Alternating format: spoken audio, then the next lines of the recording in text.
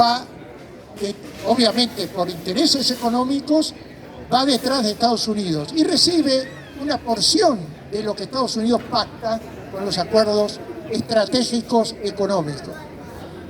¿Dónde se nota más esto? ¿Dónde se nota más la presencia europea?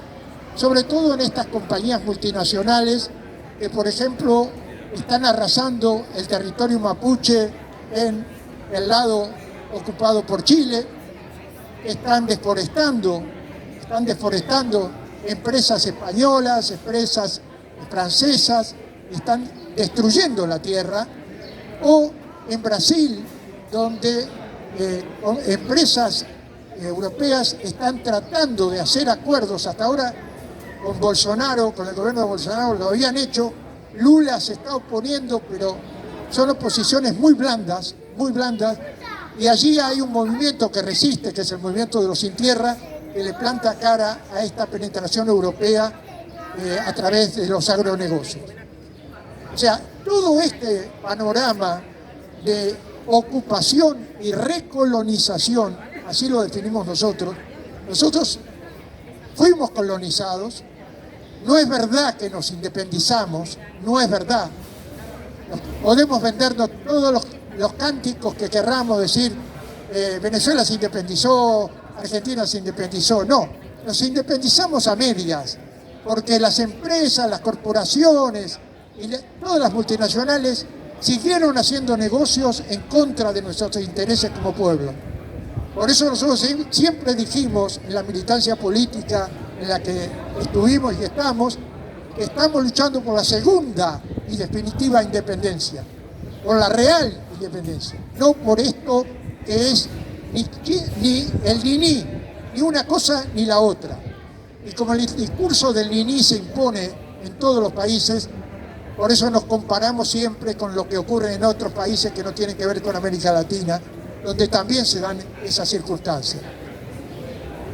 Ahí viene el terreno y el papel que pueden jugar las resistencias. Y quiero referirme a esto fundamentalmente porque ofensiva imperialista y resistencia tienen que ver con lo mismo.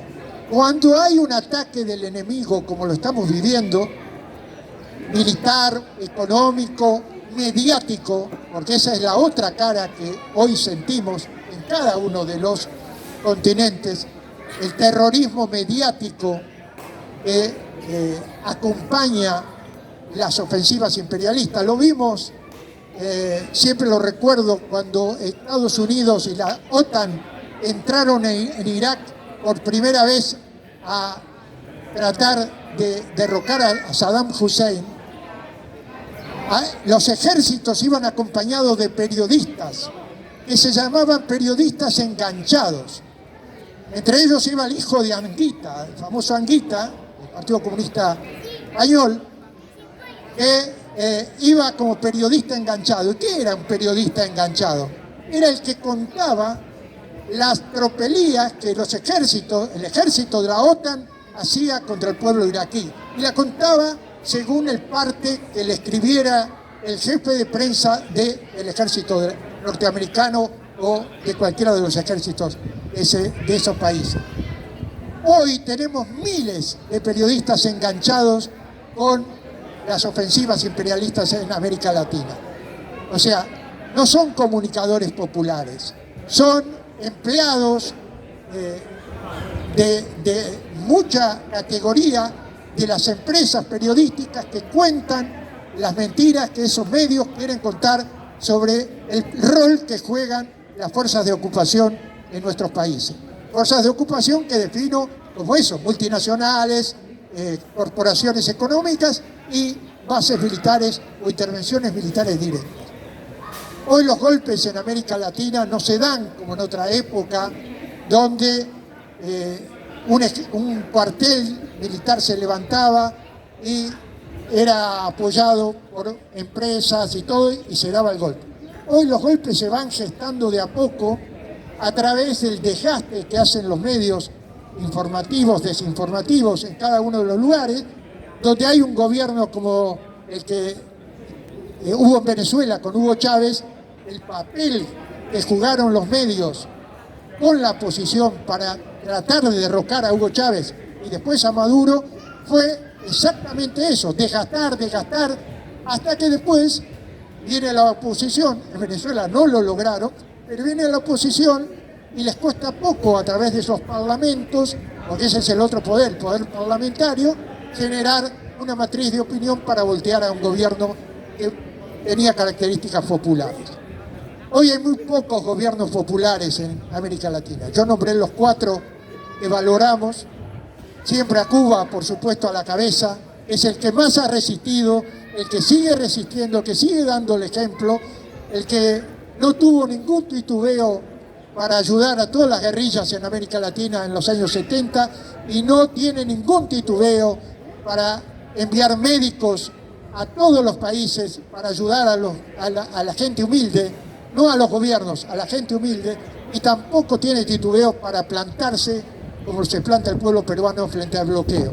Siempre, compañeras y compañeros, tenemos que recordar a Cuba como un hermano mayor que nos está desde hace más de 60 años cuidando la retaguardia.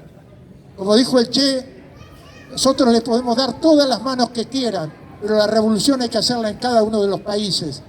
Y en ese sentido estamos en deuda en todas partes, porque Cuba nos puede ayudar, pero el valor fundamental lo tenemos que hacer nosotros. La pelea fundamental la tenemos que hacer nosotros y nosotras. Me voy a referir entonces a lo que está pasando ahora en Argentina. En el norte argentino, en una provincia que a lo mejor algunos que han andado por el país de turismo o visitando compañeras y compañeros puedan llegar a conocer, en Jujuy, que es la provincia más extrema del norte argentino, está a 1.500 kilómetros de Buenos Aires. Hay un levantamiento generalizado del pueblo, porque hay un dictador de extrema derecha, que está acompañado, y esto hay que decirlo, también está acompañado por los progresistas, porque hoy los progresistas, los llamados progresistas, van de la mano con la derecha. O sea, en el discurso parecen distintos, parecen de pseudo izquierda, pero en los negocios, que es donde se ven las actitudes de la gente, ahí van juntos.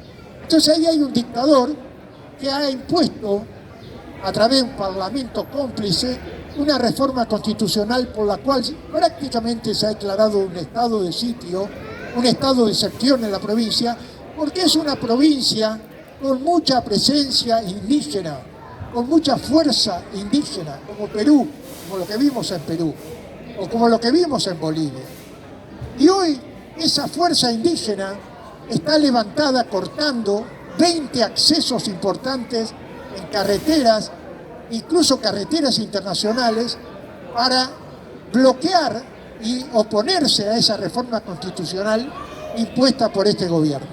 Y esto ha provocado un levantamiento popular ya generalizado, que en el día de martes se pudo ver por todos los canales televisivos argentinos, pero también la noticia salió para afuera. El pueblo salió a la calle y peleó contra la policía cuerpo a cuerpo. Y hubo un montón de heridos, más de 120 heridos. Tenemos un compañero en estado realmente grave. Han apuntado a la policía a los ojos, como hicieron en la revuelta chilena, donde las policías, los carabineros tiraban a los ojos para dejar ciegos a los compañeros jóvenes, que son los que están dando el cuerpo en el enfrentamiento. Han tirado al cuerpo de nuestras compañeras y compañeros del gremio docente, maestras, maestros, que estaban reclamando un salario digno. Están ganando los docentes argentinos, y sobre todo los del norte, están ganando un salario de 25 y 30 euros por mes. Y muchos de ellos tienen que ir a escuelas rurales a pie o a caballo para que nuestros hijos e hijas del campo por lo menos se eduquen de alguna manera, y también para que coman, porque en los colegios se da comida Y muchas veces la comida la pagan esos maestros que cobran entre 25 y 30 euros. Entonces ese levantamiento que ha habido y que está habiendo ahora, hoy, es parte de una resistencia que no la pueden ocultar. Van a intentar ellos, los medios hegemónicos dicen, cuando hablan de una lucha callejera, dicen, hoy el tránsito estuvo interrumpido varias horas por incidentes. Y esa interrupción es que la gente salió a la calle a pelear por sus derechos, por sus conquistas. Estamos en un tiempo electoral en la Argentina y la gente dice que se vayan todos, porque no creen ni en uno ni en otros, no creen ni en los progres ni en la ultraderecha. Y lo tremendo de todo esto, que frente a eso, como los pueblos todavía siguen creyendo en la vía electoral, equivocadamente en la vía electoral de la democracia burguesa, no digo que nos oponemos a todas las elecciones, porque hay elecciones como Cuba que son realmente auténticas, donde la gente elige a los que representan. Pero en nuestros países, cuando se vota, pero no se elige. Te ponen votar al menos malo. Y nosotros decimos, no hay, para votar al menos malo nos abstenemos. Para votar al menos malo, queremos votar al mejor, no al menos malo, porque votando al menos malo, finalmente sabés que estás hipotecándote, sabés que vas a estar a los pocos días puteando contra ese que votaste, porque se entregan, porque ya están entregados de antemano. Entonces, en nuestra elección en la Argentina, que va a ser en octubre, no tenemos candidatos, no hay candidatos para el pueblo. Y nosotros decimos, como consigna, gane quien gane, pierde el pueblo, pierde el pueblo. Y para votar así, nos abstenemos. Y no hay que tenerle miedo a la abstención, ni hay que tenerle miedo a romper los lazos con la dependencia. Y lo digo porque nosotros estamos dando la batalla para romper con el Fondo Monetario Internacional. No viene el apocalipsis después, no viene el tsunami después. Viene un sentimiento de dignidad, de levantarse todos los días y decir, no me entrego, no me dejo pisotear por los que me quieren engañar. Y lo digo pensando en todos los países, no solamente en el continente latinoamericano, porque compañeras y compañeros, nos están engañando con un metro parecido en cada uno de los países. Hay una idea de abonar democracias que no son representativas de nada, nada más y nada menos que de las corporaciones y de los imperios, pero no de los pueblos. Entonces, en la Argentina, con todo lo que significa ese país que le puede dar de comer a América Latina, nuestro pueblo se caga de hambre y por eso luchamos y por eso estamos en las calles y vamos a estar en las calles cuantas veces sea necesaria. Pasarán las elecciones, pero seguiremos estando en la calle porque no nos engañan más. Y esto mismo es lo que le pasó al pueblo peruano hace muy poco tiempo. El pueblo peruano eligió a un candidato que no estaba en las listas, no estaba en las encuestas, no figuraba en los medios de comunicación. Eligió a un hombre que era un maestro rural de un país, de un pueblo que casi no lo conocían, porque en Perú solamente se conoce Lima, porque está la aristocracia de Lima, pero este era un pueblo que se llama Chinoca, no lo conocía absolutamente nadie. Y ganó las elecciones. Y desde antes de asumir a Pedro Castillo, le pusieron traba tras traba la derecha y también los progres. También los progres, porque los progres, ahí en Perú hay una izquierda que se llama izquierda caviar. Caviar por el caviar, una izquierda flácida, una izquierda del niní, que no es ni una cosa ni la otra. Bueno, esa izquierda también se oponía, porque era un campesino. ¿Y cómo un campesino va a gobernar? Un campesino no puede gobernar. Entonces le hicieron la vida imposible. Llegó al gobierno y no pudo gobernar. Y cuando menos lo imaginaban, le dieron el golpe. Y no necesitaron a los militares. Con la policía y el parlamento se lo dieron. E instalaron una mujer títere, que era la vicepresidenta, que lo primero que ha hecho es dejar a las tropas, entrar a las tropas yanquis al Perú. Pero en Perú se está dando lo mismo que se está dando en Argentina y que se dio en Bolivia. Hay una fuerza indígena, hay que tener mucha información sobre esto. Yo se los recomiendo porque no hay que pensar que solamente las luchas populares las hacen las clases medias o los asalariados de las fábricas que funcionan al servicio de las transnacionales. Hay que contar con los pueblos originarios. Euskal Herria es un pueblo originario. Euskal Herria está colonizada también, y lo sabemos y lo vivimos, aunque lo quieran ocultar con el consumo, aunque lo quieran ocultar con muchos espejitos de colores. Por eso, nosotros que nos venimos a dar una charla en este pueblo, que lo sentimos como nuestro, decimos: los problemas de Euskal Herria son los problemas que vivimos en cada uno de nuestros pueblos, que no son distintos a los que vive el tercer mundo. Acá nos venden el primer mundo, pero vamos a ver cuántos de los que están aquí sienten que sus salarios o sus trabajos tienen algo que ver con el primer mundo. La mayoría de los compañeros y compañeras pasan penurias para tener un trabajo digno, si es digno, si eso es un trabajo digno. Y los que no tienen trabajo siguen pasando penurias porque no alcanzan a entrar en la rueda del consumo como nos impone el capitalismo. Y en América Latina pasa lo mismo. Entonces, los pueblos originarios, los que durante más de 520 años resistieron la colonización, están más preparados para enfrentar eso, porque tienen lenguas distintas a los opresores, tienen ancestros distintos a los opresores y tienen maneras de luchar distintas a los que habitualmente usamos nosotros para pelear. Por ejemplo, en Perú se han organizado, como se hizo en Chile, como se hizo en Bolivia y ahora se está haciendo en el norte argentino, bloqueos de las grandes ciudades. Y esto viene de la época de la lucha contra los conquistadores.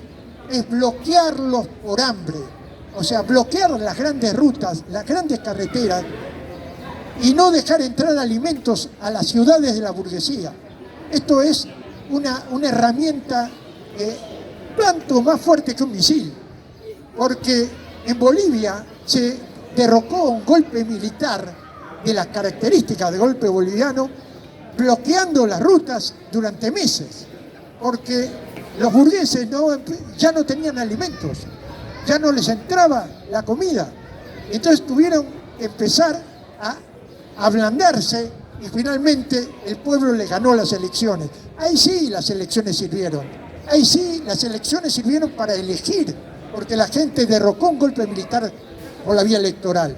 Pero en general, vuelvo a decir, nos engañan con el voto, pero no hay forma de dárselas si no luchamos en las calles, si no luchamos día y noche en la calle.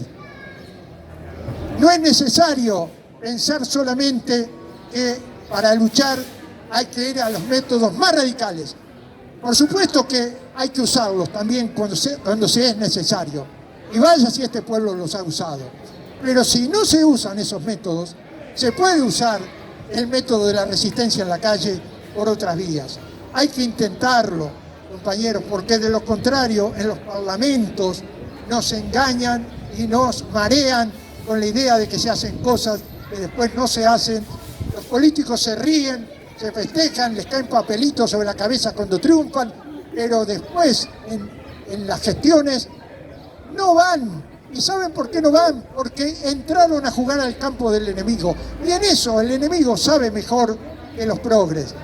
Los marea, e incluso si tienen ganas de hacer algo, también los marean y les empiezan a serruchar el piso. Lo hemos visto en cada uno de nuestros países.